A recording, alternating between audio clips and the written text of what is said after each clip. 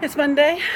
That means it's What's on My Mind Monday, and I journaled a little bit, but it's not in any kind of condition to post.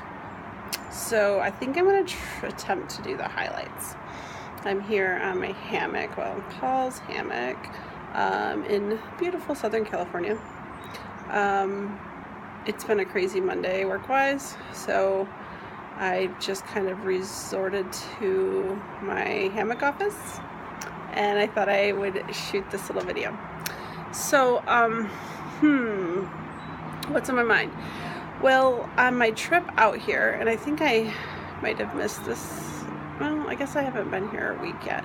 On my way out here, I listened to a really great podcast. It was an older podcast from Jason Gaddis, a Smart Couple podcast. And I think it was number 108, but it's called How to Feel Safe in Your Relationship, and got into talking about something called co-regulation. And co-regulation, think of it as using another person to help regulate your emotions. So you get really upset, and if the other person in your life or memory of a person from your life in the past, you can kind of help calm yourself down, or they help you calm down just by maybe holding you or telling you it's going to be okay, or whatever that looked like. Probably when you were a kid, it looked like, being held, and maybe you've had your hair petted, or somebody rubbed your back, or they just told you it was okay to cry, or whatever that looked like when you were younger. It's probably something similar that you use now as an adult, and or maybe you don't have that available, and you need to find that in your history, or you need to create that now in your present. But it came in.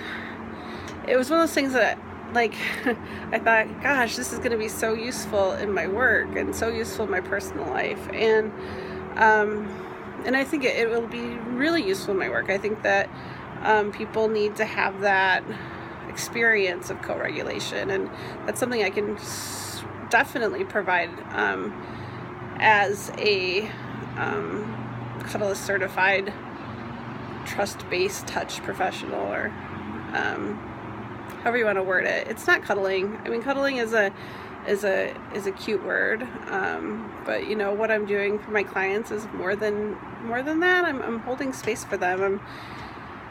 I'm providing my emotional labor, and in this case, I'm coming to the table with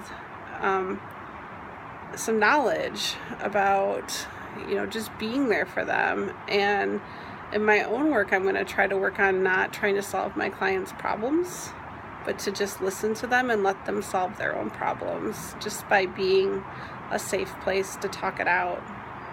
So in my relationship, we listened to part of this podcast I mentioned the other day. Was it yesterday? I think it was yesterday, for maybe half of it. And then last night I had some stuff come up for me, and my partner jumped into action. It was like he took those words from that podcast, and he, like a superhero, he didn't, when I got to that place of sometimes I get really worked up, and I get to that place where I know it's kind of my inner child is coming forward, and I get really emotional, more emotional than I normally am. It's that ugly meltdown phase, not like a temper tantrum. It's not like that. It's fear and emotional. It's a lot of crying, and the ugly cry. It's not the weeping. It's the ugly cry, and sometimes that'll make him retreat a little bit. He gets frustrated that he doesn't know what to do to soothe me, or for me to soothe myself. And last night he just jumped in, he held me, he made me feel safe, he made me feel really heard. And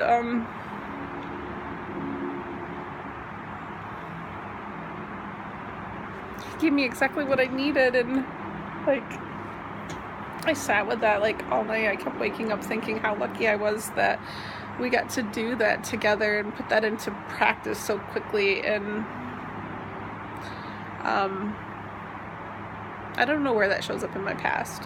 I have some ideas. I don't want to dive into it, but it certainly was a wonderful experience for me, even though at the time it was really kind of upsetting. I don't know, I was processing some stuff from my past, and he did a really good job of just asking me the right questions and like asking me like, what would Michelle 3.0 say to Michelle of the past in that situation.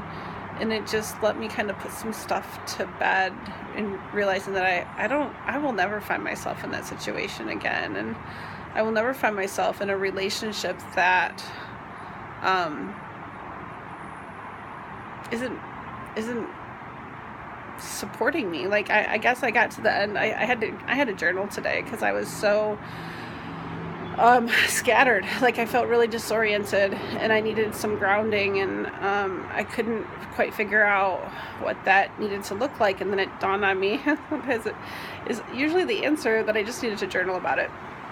So I journaled and I got to the end and I realized like the question I asked myself was like, have I been emotionally supported in the last 40 years of my life? And I don't want to answer that because I'm just going to say if I was, it wasn't enough. And I posted a video Saturday after I went rock climbing for the first time, and some of the comments on it really touched me. And one of my very oldest, bestest friends made a comment about how thrilled she is that Paul emotionally supports me so well, and that comment has really stuck with me for the weekend. And that's exactly what he does for me better than I've ever experienced before. And it leaves me questioning, like, have I had that in my past? And I can say I haven't had it like this for sure, and I don't know if I've had it enough to call it that in my past in a consistent, readily available basis. So I was left with that feeling. Have I ever had it in 40? I'm 41 years old. Have I ever had it? And the stuff I was going through was it fear of the present, or was it really just dealing with abandonment from the past? And I don't know that it's not the same question. Like, I can't live in my present and expect to not have fear if I haven't dealt with those issues in the past. And it makes total sense. And I got there on my own by a little bit of my own co-regulation or self-regulation. This podcast was saying that self-regulation isn't really normal, like it isn't natural. So there was definitely a lot of co-regulation last night. And then today I think I'm able to pull from that. And I think my journaling really helps me either self-regulate or co-regulate internally, or however you want to look at it. Whatever it is, I grounded myself and I was able to get focused back on work today and not feel disoriented anymore. And so self-work, it works. Like, I'm in therapy and I get to supplement with that, but honestly, there's a lot of stuff out there, and I'll put the link to this podcast that I'm referencing in the comments wherever you find this video. It's super, super interesting. It's a lot of brain science, and it's certainly useful in my work as a cuddlist. And I love being able to bring that to my clients and just be able to be that space where they can work that stuff out for themselves too, because it's magic when it happens. So on that note, that's what's on my mind today. Self-regulation, co-regulation, emotional support, my fantastic partner who takes me down these amazing paths of like, he doesn't take me down the path, but he certainly holds my hand through it, and I'm so thankful. So it's been 10 minutes. I'm going to call it at that. Have a good Monday night. Bye.